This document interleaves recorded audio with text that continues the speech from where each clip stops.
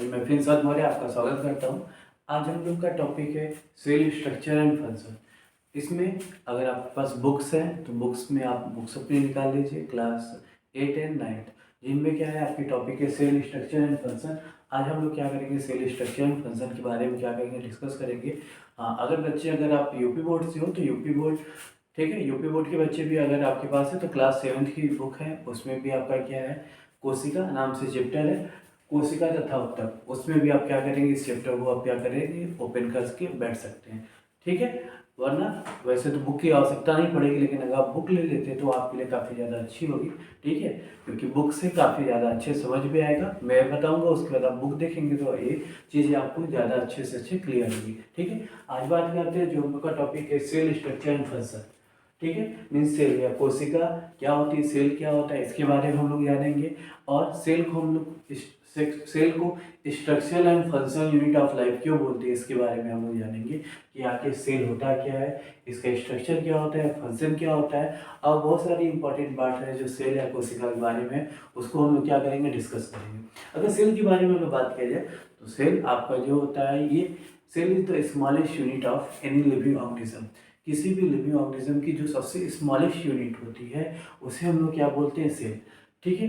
And due to the combination of cell, structure of any organism is form. Means आपके क्या होते हैं, cell से ही मिलके क्या होता है, किसी भी ऑर्गेनिज्म का क्या होता है, स्ट्रक्चर का क्या होता है, फॉर्मेशन होता है। इसके अलावा हम लोग ये भी जानते हैं, ठीक है, जैसे मैंने आपको पहले भी बताया हुआ था कि ये मेरे लिए क्या है, आपके लिए रिवीजन क्लास है, ठीक है, क्योंकि आपके एग्जामिनेशन आने वाले हैं। तो एग्जामिनेशन के पॉइंट ऑफ व्यू से ही मैं लेके चलूँगा, काफ़ी ज़्यादा लेंथी समय में नहीं बिताते हुए आपको बता रहा हूँ। देखिए, सेल के बारे में बात करें, cell is the smallest unit of life and it is the structural and functional unit of life.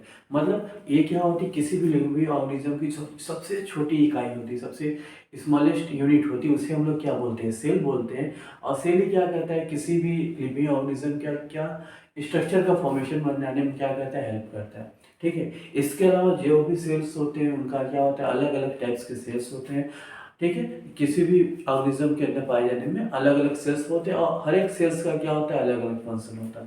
For example हम लोग बात किया जाए, जो आपके टंग पे, जीभ पे सेल्स पाई जाती हैं, उसका फंक्शन अलग है। इसके अलावा हम बात करें, जो आपकी आंखों में आपकी क्या सिलेंड्रिकल सेल्स पाई जाती है, कौन कौन सेल पाई जाती है, इनका क्या होता है, फंक्शन अलग होता है, ठीक है। इसके अलावा आपके ह्यूमन बॉडी या किसी भी एनिमल्स के अंदर जो अलग अलग सेल्स पाए जाते हैं, सबका क्या होता है, फंक्शन अलग अलग होता है। तो हर एक स्पेसिफिक सेल का क्या होता है, स्पेसिफिक फंक्शन होता है, और स्पेसिफिक सेल से मिलकर एक स्पेसिफिक ऑर्गन का फॉर्मेशन होता है, और वो ऑर्गन भी क्या करता है, एक स्पेसिफिक खास कोई कार्य को कंप्लीट करता है, ठीक है। अब आते हैं, तो जो सेल होता है, कुछ इंपॉर्टेंट पॉइंट है, मुझे पता है कि मुझे जहाँ तक पता है आप लोगों को डिफिनेशन याद होगा, आपके पास बुक्स भी हैं, उसमें भी एक बार लिख लीजिएगा जिसके पास नहीं है। Cell is the structural and functional unit of life. Cell क्या है, किसी भी लिविंग ऑर्गेनिज्म की कार्यात्मक तथा संरचनात्मक इकाई है, जिससे क्या होता है, किसी भी लिविंग ऑर्गेनिज्म का क्या होता है, फॉर्मेशन होता है, ठीक है। अब कुछ पॉइंट है, इंपॉर्टेंट पॉइंट है, जिसको जो कि आपके सेल्स के बारे में, अब इसको क्या कहते हैं, हम लोग डिस्कस करते हैं। देखिए, सेल्स के बारे में बात किया जाए तो स्टडी ऑफ सेल, सेल की स्टडी को हम लोग क्या बोलते हैं, साइटोलॉजी। साइटोलॉजी मीन्स क्या होता है, स्टडी ऑफ सेल। इसके अलावा जो सेल है, सेल की जो डिस्कवरी है, इसको किया किसने किया है, रॉबर्ट हुक ने 1865 में। देखिए, मैं बात करूँ तो जो अलग अलग साइंटिस्ट हैं, तो इसमें थोड़ा क्या होता है, आपको उस समय की टेक्नोलॉजी का भी काफ़ी ज़्यादा इफेक्ट पड़ता है, क्योंकि कुछ सेल्स उस समय के साइंटिस्ट हों, चाहे जो भी हो, रिसर्चर हो, उनके पास जो भी चीज़ें अवेलेबल थी, उसी के बेसिस पर उन्होंने क्या किया है, रिसर्च किया है। उन्हीं के बेसिस पे आगे जो भी आपके रिसर्चर्स हैं, उन्हीं के थ्योरी पे, उन्हीं के कॉन्सेप्ट पे उन्होंने भी इस बातों को क्या किया, आगे बढ़ाया है। जो सेल है, सेल की डिस्कवरी है रॉबर्ट हुक ने किया हुआ था, और इन्होंने ही नाम दिया था सेल। सेल का मतलब होता है, जैसे कि वहाँ पे आपका यूरोपियन कंट्री में जो सेल होता है, सेल मतलब कि जो भी आर्मी के जो सैनिक होते हैं, वो जिस क्या होते हैं, कमरे में रहते हैं, उसका नाम क्या होता है, सेल होता है। और वहाँ से इन्होंने क्या किया, सेल वर्ड्स को उठाया हुआ है और उन्होंने क्या नाम दिया, सेल, ठीक है। तो आपका सेल का डिस्कवरी किसने किया हुआ है, रॉबर्ट हुक ने। कब, 1665 में। ये बातें आपसे क्वेश्चन में पूछी जाती है कि हु डिस्कवर द सेल, तो cell was discovered by the Robert Hooke in 1665, ठीक है। इसके बाद अगर मैं बात करूँ तो जो आपकी स्मॉलेस्ट सेल है, ठीक है, आपकी अर्थ पे जो स्मॉलेस्ट सेल है उसका नाम है माइकोप्लाज्मा गैलेस्टिकम, ठीक है, आप इसको लिख भी लीजिएगा, माइकोप्लाज्मा गैलेस्टिक गैलेस्पिस्टम। ये क्या है, आपका स्मॉलेस्ट सेल है। इसके बाद लॉन्गेस्ट सेल के बारे में बात करें तो न्यूरॉन है, जो कि ह्यूमन बॉडी में आपके नर्वस सिस्टम की यूनिट है, ठीक है, जिसको हम लोग क्या बोलते हैं, न्यूरॉन बोलते हैं। और जो सबसे बिगेस्ट सेल है उसका नाम क्या है, एग ऑफ ऑस्ट्रिच है, ठीक है। ऑस्ट्रिच एग जो होता है ये क्या आपका सबसे बिगेस्ट सेल है। इसके अलावा है कुछ आगे चलने के बाद जब आपका 16 या 65 के बाद अगर देखा जाए तो आपका लगभग आपका 200 ईयर्स आफ्टर 200 ईयर बाद आपका सिल्डान और सचवान, नाम क्या सुनिएगा, सिल्डान और सचवान, जो साइंटिस्ट थे इन्होंने क्या किया, सेल थ्योरी दी। सेल थ्योरी पे इन्होंने रिसर्च करने के बाद बताया कि सेल थ्योरी, इसमें कुछ इंपॉर्टेंट पॉइंट्स हैं जो सेल्स के हैं, क्या क्या है कि आपके जितने भी ऑर्गेनिज्म होते हैं सभी ऑर्गेनिज्म किसके मिलके बने होते हैं, सेल के। जितने भी लिविंग ऑर्गेनिज्म है या आपके अर्थ में पाए जाते हैं सभी किससे मिलके बने होते हैं, सेल से बने होते हैं। और body of every organism is made up of cell, ठीक है। और इसका भी सेम मतलब है वही कि सब जितने भी आपके ऑर्गेनिज्म है, सब जितने भी ऑर्गेनिज्म सबकी बॉडी किससे मिलके बनी हुई है, सेल से मिलके बनी हुई है। इसके अलावा बात किया जाए इस cell arises from pre existing cell, और हर एक सेल का फॉर्मेशन क्या होता है, पहले से मौजूद किसी सेल से ही इनका क्या होता है, फॉर्मेशन होता है। तो कोई भी सेल नहीं होती है, जो पहले से आपकी कोई सेल मौजूद है उन्हीं के अंदर सेल डिवीजन हो, सेल फिजन हो, बडिंग हो, उसी प्रोसेस से क्या होता है, आपका नए सेल्स का क्या होता है, फॉर्मेशन होता है। इसके अलावा every organism start its life from single cell, हर एक जितने भी ऑर्गेनिज्म है सभी ऑर्गेनिज्म का जो लाइफ होता है वो सिंगल सेल से ही स्टार्ट होता है। सिंगल सेल से फिर क्या होते हैं, सेल डिवीजन होता है, और सेल डिवीजन से क्या होते हैं, धीरे धीरे आपका क्या होगा, मल्टी सेलुलर ऑर्गेनिज्म में क्या होते हैं, डिपेंड होते हैं। अब बात करते हैं टाइप्स ऑफ सेल। तो सेल मेनली दो टाइप के होते हैं, एक क्या होता है प्रोकैरियोटिक सेल होता है, एक क्या होता है यूकैरियोटिक सेल। प्रोकैरियोटिक सेल को हम लोग क्या बोलते हैं, प्रिमिटिव सेल भी बोलते हैं। प्रिमिटिव सेल का मतलब कि ये क्या होते हैं, सबसे एंशिएंट सबसे पुराने सेल है, ठीक है, जो कि आपके क्या होते हैं, वेल डेवलप्ड सेल नहीं होते हैं, ये क्या होते हैं, काफ़ी ज़्यादा क्या होते हैं, और इसमें बहुत सारी चीज़ें हैं जो कि क्या होती है प्रोकैरियोटिक सेल्स में क्या होती है, प्रेजेंट नहीं होती। जबकि आपका जो यूकैरियोटिक सेल है ये क्या होता है, आपका वेल डेवलप्ड सेल होता है, ये क्या होता है, वेल डेवलप्ड सेल होता है, ठीक है। आपका प्रोकैरियोटिक के बाद क्या होता है, यूकैरियोटिक सेल आया हुआ है, ठीक है।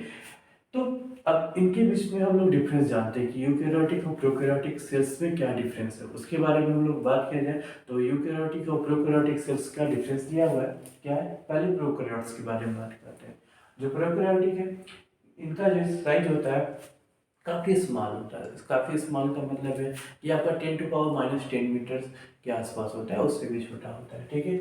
इसमें क्या होता है, न्यूक्लियस अब्सेंट होता है, ठीक है। न्यूक्लियस क्या होता है आपका, प्रोकैरियोटिक सेल में क्या होता है, न्यूक्लियस क्या होता है, एब्सेंट होता है, इसमें न्यूक्लियस नहीं होता है। इसके अलावा it contain single chromosome which is circular in shape, इसमें क्या होता है, जो क्रोमोसोम होता है वो सिंगल क्या होता है, सर्कुलर होता है, ठीक है। इसके अलावा क्रोमोसोम के बारे में मैं आपको बता दूं, आगे भी मैं इसमें आपकी टॉपिक में क्या करूँगा, डिस्कस करूँगा कि जो क्रोमोसोम होता है इसी के ऊपर क्या होते हैं, जीन्स होते हैं, और जीन्स क्या करते हैं, एक जनरेशन से नेक्स्ट जनरेशन, एक सेल से नेक्स्ट जनरेशन क्या करते हैं, कैरेक्टर का क्या करते हैं, ट्रांसफर करते हैं। इसके अलावा इसमें membrane bound cell organelles are होते हैं, मतलब इसमें जितने भी सेल्स ऑर्गेनेल्स होते हैं उसमें मेम्ब्रेन नहीं होते हैं, ठीक है। जैसे फॉर एग्जांपल हम लोग बात करें एक नॉर्मल सेल, एक थाली है, थाली में आपने क्या किया, हर एक कटोरी में, हर एक बाउल में क्या किया, अलग अलग सेपरेटली क्या किया है, खाना लिया हुआ है, ठीक है, वो तो नॉर्मल है। एक है आपने क्या किया, बफर सिस्टम में गए और आपने क्या किया, थाली में सारे खाना एक ही साथ रख दिया, उसमें कोई भी बाउंडेशन नहीं है, सभी चीज़ें सभी जितने भी आपके खाने के खाना आपने लिया हुआ है सभी आपस में क्या है, मिल चुके हैं। तो आपका सेम कंडीशन यही है कि membrane bound cell organelles are absent, मतलब इनका कोई मेम्ब्रेन नहीं होता है, मतलब कोई बाउंड्री नहीं होती, इसलिए क्या होता है ये वेल डिफाइंड नहीं होते हैं, और इनको पहचानना, इनके फंक्शन को पहचान पाना क्या होता है, काफ़ी ज़्यादा क्या होता है, मुश्किल होती है। इसके बाद है यूकैरियोट। यूकैरियोट्स के बारे में बात किया जाए तो ये क्या होते हैं, जनरली इनकी साइज क्या होती है, काफ़ी बड़ी होती है। प्रोकैरियोट से क्या होते हैं, काफ़ी ज़्यादा बड़े होते हैं। इसके अलावा इसमें क्या होता है, आपका न्यूक्लियस क्या होता है, प्रेजेंट होता है। इसमें क्या होता है, आपके एक से ज़्यादा क्रोमोसोम पाए जाते हैं, मतलब आपके अलग अलग जो ऑर्गेनिज्म होते हैं उसमें अलग नंबर ऑफ क्रोमोसोम पाए जाते हैं। तो जो क्रोमोसोम होते हैं तो जैसे जैसे ऑर्गेनिज्म होते हैं उसके अंदर कैरेक्टर भी उतना ज़्यादा ही आपको पाया जाएगा। तो आपके यूकेरियोट्स में क्या होते हैं, आपके सिंगल से ज़्यादा क्रोमोसोम होते हैं। जैसे ह्यूमन बींग्स के बारे में बात की जाए तो हम लोग के ह्यूमन बींग्स में क्या होते हैं 23 पेयर ऑफ क्रोमोसोम पाए जाते हैं, जो कि आपके क्या कहते हैं ह्यूमन के अलग अलग कैरेक्टर को क्या करते हैं, कैरी करते हैं एक जनरेशन से दूसरी जनरेशन। इसके अलावा बात किया जाए तो इसमें क्या आता है वेल डिफाइंड सेल ऑर्गेनेल्स होते हैं। सेल ऑर्गेनेल्स के पास क्या होती है आपकी मेम्ब्रेन बाउंडेड होते हैं, मेम्ब्रेन बाउंडेड होते हैं, जिसकी वजह से क्या होता है ये जो सभी सेल्स ऑर्गेनेल्स क्या होते हैं सेपरेट होते हैं, और इनको क्या करना आपको जस्टिफाई करना, इनको क्या करना सेपरेट करना या इनको देख पाना क्या होता है काफ़ी ज़्यादा आसान होता है। इसके अलावा बात करूँ तो क्या होता है cell division takes place by the mitosis and meiosis. आपका ये प्रोसेस है, एक दो वर्ड है माइटोसिस और मियोसिस, ये काफ़ी ज़्यादा है, काफ़ी ज़्यादा वर्ड है। अभी तो आपका सिलेबस हटा दिया गया, लेकिन इसके बारे में फिर से मैं बताता हूँ।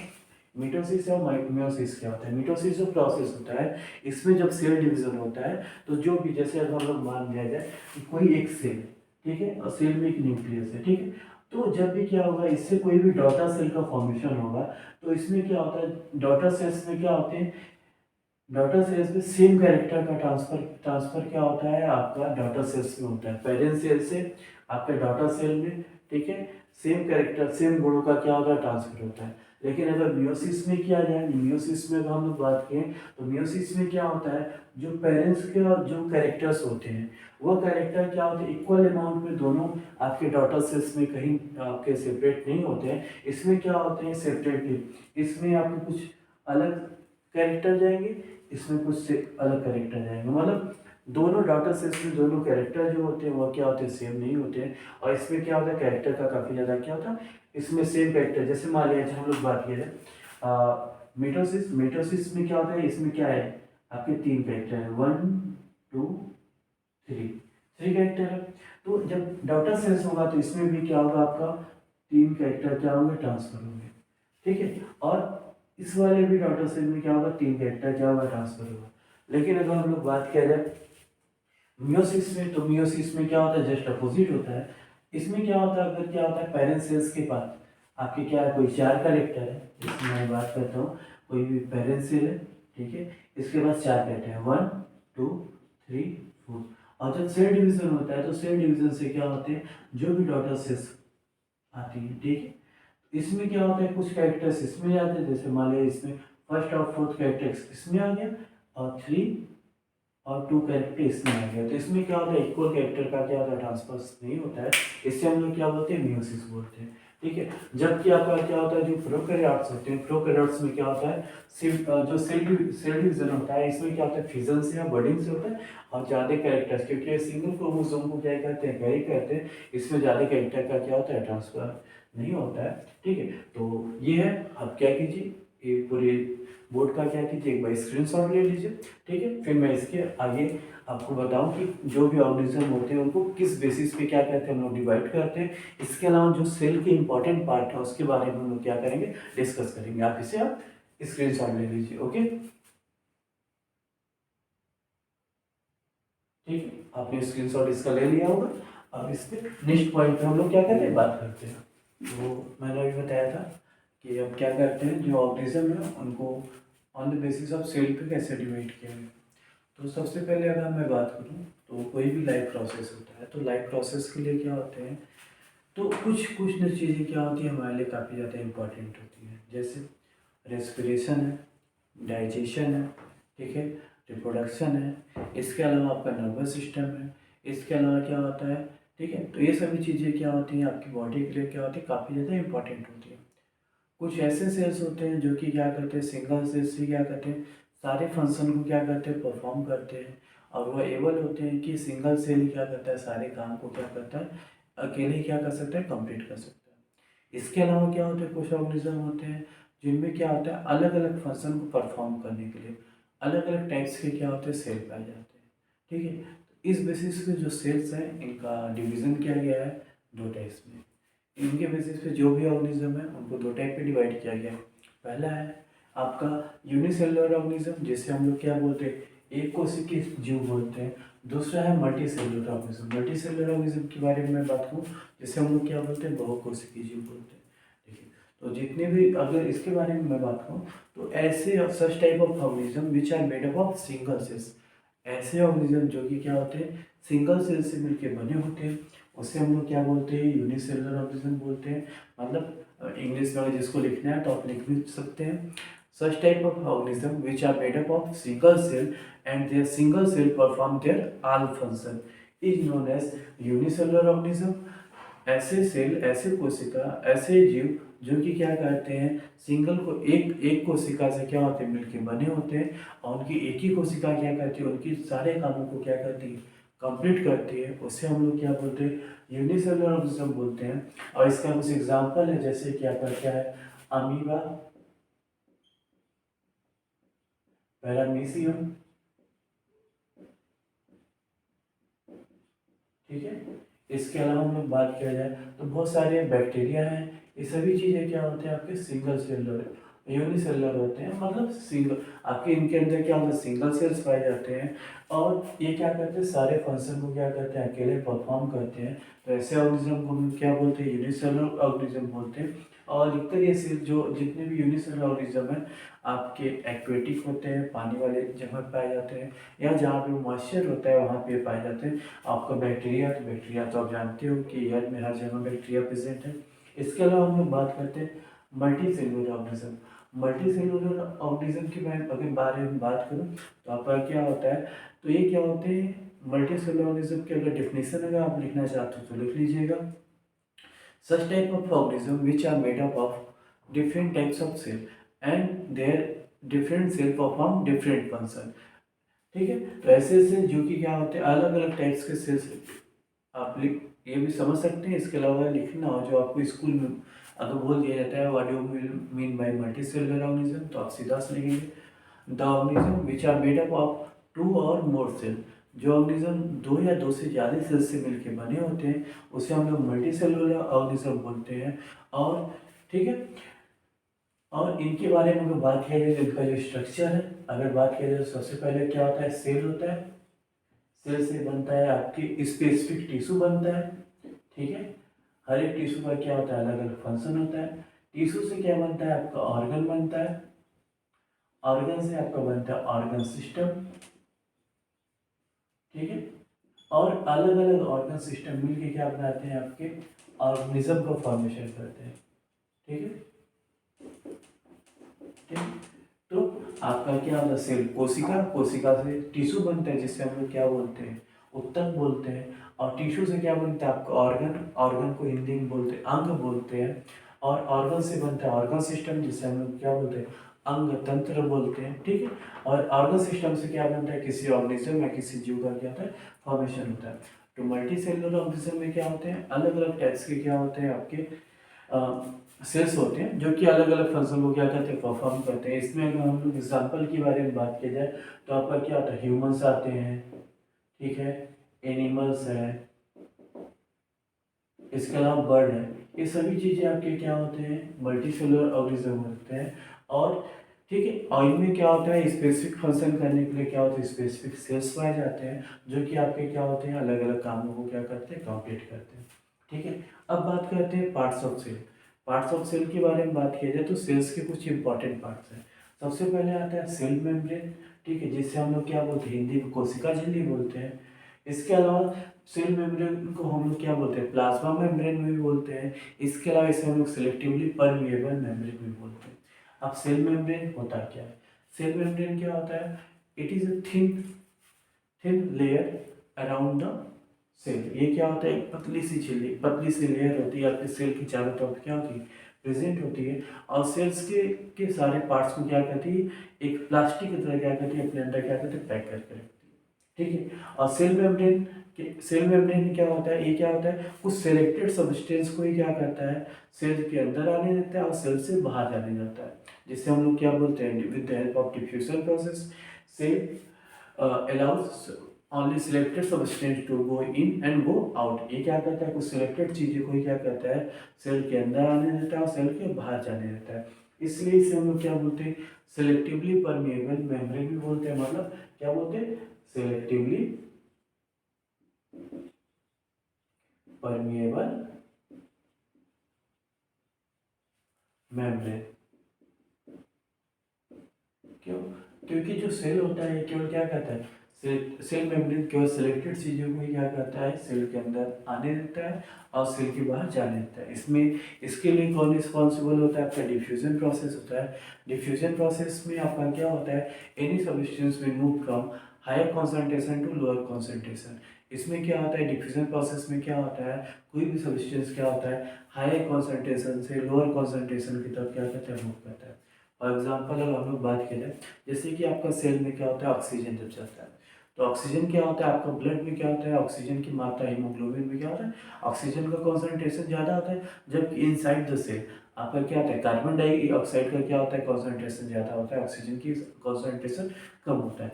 तो आपका ब्लड से क्या होता है, सेल के अंदर क्या क्या आपका ट्रांसपोर्ट होता है, आपका ऑक्सीजन।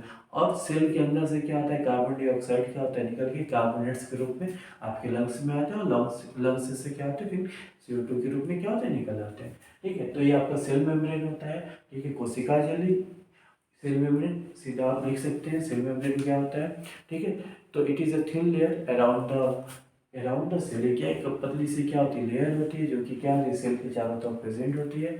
और it allowed only selected substance to go in and out. ये केवल कोई सिलेक्टेड सब्सटेंस को क्या कहता है, सेल के अंदर आने देता है और सेल के बाहर जाने देता है। ठीक, इसके अलावा मैं बात करूँ सेल वॉल। जो सेल वॉल होता है, ये मेनली क्या होता है, आपका सेल्यूलोज का बना होता है। और सेल वॉल केवल किस में पाया जाता है, आपका प्लांट सेल के अंदर पाया जाता है।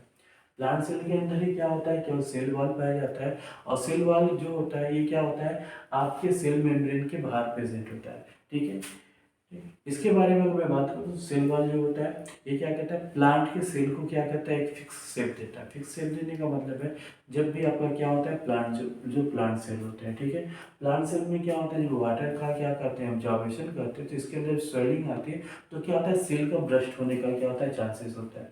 ठीक है, तो सेल वॉल क्या करता है, इसके अलावा जो आपका प्लांट होता है, ये क्या होता है, स्टैटिक होता है, एक ही जगह स्थिर होता है। तो सेल वॉल क्या करता है, उसको एक फिक्स शेप देता है। इसके अलावा क्या कहता है, उसके सेल्स को क्या कहता है, बाहरी इन्वायरमेंट से भी क्या कहता है, प्रोटेक्ट करने का भी क्या कहता है, काम करता है। कौन, सेल वॉल करता है। ठीक है, इसके अलावा हम लोग ये भी जान लीजिए, जो सेल वॉल होता है किससे मिलकर बना होता है, सेलुलोज से मिलकर बना होता है। इसके अलावा हम लोग बात किया जाए तो तीसरा पार्ट है, उसे हम लोग क्या बोलते हैं, प्रोटोप्लाज्म बोलते हैं। जो प्रोटोप्लाज्म के बारे में अगर बात किया जाए तो सेल मेम्ब्रेन के अंदर साइटोप्लाज्म प्लस न्यूक्लियस, जब साइटोप्लाज्म और न्यूक्लियस को हम लोग क्या करते हैं, जब ऐड कर देते हैं तो आपका क्या बनता है, प्रोटोप्लाज्म बनता है। ठीक है, तो ये भी क्या होता है, काफ़ी ज़्यादा जेली सब्सटेंस है। ठीक है, जिसे हम लोग साइटोप्लाज्म बोलते हैं। और न्यूक्लियस जो कि हम आपका क्या होता है, सेल की कंट्रोल यूनिट होती है, उसे हम लोग क्या बोलते हैं, न्यूक्लियस। न्यूक्लियस का मेन काम होता है, न्यूक्लियस क्या होता है, जो एनिमल सेल्स होते हैं, एनिमल सेल्स में क्या होता है, सेंटर में पाया जाता है। ठीक है, और न्यूक्लियस का मेन काम होता है कि ये क्या करता है, सेल्स में मेनली क्या करता है, सेल्स के अंदर बाकी चीज़ों को, DNA RNA इन सभी चीज़ों को कॉन्सिस्ट करता है। इसके अलावा जो सेल, ये क्या करता है, न्यूक्लियस क्या करता है, एक जनरेशन से दूसरी जनरेशन क्या करता है, with the help of genes की सहायता से क्या करता है, एक जनरेशन से दूसरी जनरेशन क्या करता है, आपका डाटा भी क्या करता है, ट्रांसफर करता है। जिसकी वजह से क्या होता है, पेरेंट सेल से डॉटर सेल्स में क्या होता है, सेम कैरेक्टर का क्या होता है, ट्रांसमिशन होता रहता है। इसके अलावा हम लोग बात करें जैसे साइटोप्लाज्म। साइटोप्लाज्म जो होता है कि आपका, ये क्या होता है, प्लाज्मा सेल मेम्ब्रेन के अंदर पाया जाने वाला एक, it is a liquid substance present inside the cell. ठीक है, ये क्या होता है, सेल के अंदर एक liquid substance, jelly like substance है। ठीक है, which consist of water and nutrient. इसमें क्या होता है, कुछ वाटर और न्यूट्रिएंट मौजूद होते हैं। ठीक है, इसे हम लोग क्या बोलते हैं, साइटोप्लाज्म बोलते हैं। और साइटोप्लाज्म के अलावा इसमें और भी क्या होते हैं, बहुत tiny, there are lot of tiny particles present inside the cell. Cell के अंदर कुछ छोटे छोटे क्या होते हैं, टुकड़े पार्टिकल्स पाए जाते हैं, टुकड़े पाए जाते हैं, जिससे हम लोग क्या बोलते हैं, सेल ऑर्गेन्स। सेल ऑर्गेन्स के अगर बारे में हम लोग बात की जाए तो सेल ऑर्गेन्स का क्या होता है, जो मेन काम होता है, इसमें अगर हम लोग बात करें सेल ऑर्गेन्स का जो मेन काम होता है, ये क्या करता है, आपके जो भी आपके सेल्स के अलग अलग फंक्शन होते हैं उसको क्या करता है, परफॉर्म करता है। अगर type different types of cells organs है, अलग अलग टाइप के कोशिकाएं हैं, कौन कौन से अगर हम लोग बात किया जाए तो आपके अलग अलग टाइप, जैसे आपका माइटोकॉन्ड्रिया है, एंडोप्लाज्मिक रेटिकुलम है, राइबोसोम है, लाइसोसोम है, ठीक है, सेंट्रोसोम है, प्लास्टिड है। ये सभी चीज़ें क्या करते हैं, आपके सेल्स के अंदर प्रेजेंट होते हैं, जो कि क्या करते हैं, सेल्स के अलग अलग फंक्शन को क्या करेंगे, परफॉर्म करते हैं। ठीक है, तो इतनी बातों को आप क्या कीजिएगा, इसका भी स्क्रीनशॉट ले लीजिए। अब इस वीडियो को अब इसका दूसरा पार्ट मैं लेके आऊँगा, जिसमें क्या होगा कि हम लोग क्या करेंगे, जो इम्पॉर्टेंट पॉइंट है उसको आप लोग इसको पढ़ने के बाद वो सारे पॉइंट्स को पढ़ लीजिएगा, क्या क्या है आप पढ़ लीजिएगा। प्लांट सेल्स क्या होता है, प्लांट सेल का फिगर, ठीक है, एनिमल सेल, ठीक है। इसके अलावा हम लोग बात करेंगे कुछ इंपॉर्टेंट पॉइंट है जो कि आपके क्या होते हैं, इंपॉर्टेंट पॉइंट है किससे, क्लास 9 से। क्या है इंपॉर्टेंट पॉइंट क्लास 9 के, ठीक है। क्लास 9 से कुछ इंपॉर्टेंट पॉइंट है उसके बारे में बात किया जाएगा, ठीक है। और इसके अलावा हम लोग बात करें तो कुछ अगर क्या होता है सेल से, सेल स्ट्रक्चर ऑफ फंक्शन से क्या होता है, कुछ अगर क्या होता है कुछ क्वेश्चंस आए हुए उसके बारे में हम लोग क्या करेंगे, डिस्कस करेंगे, ठीक है। तो ये आपका सेल स्ट्रक्चर एंड फंक्शन का क्या है पार्ट फर्स्ट यहीं पे खत्म होता है। और आप सभी लोग से हम लोग क्या कहते हैं नेक्स्ट वीडियो में आपसे क्या कहते हैं मिलते हैं। और तब तक आप लोग अच्छे से पढ़िए और अपने एग्जाम्स की प्रिपरेशन को तैयार कीजिए, ठीक है। Thank you.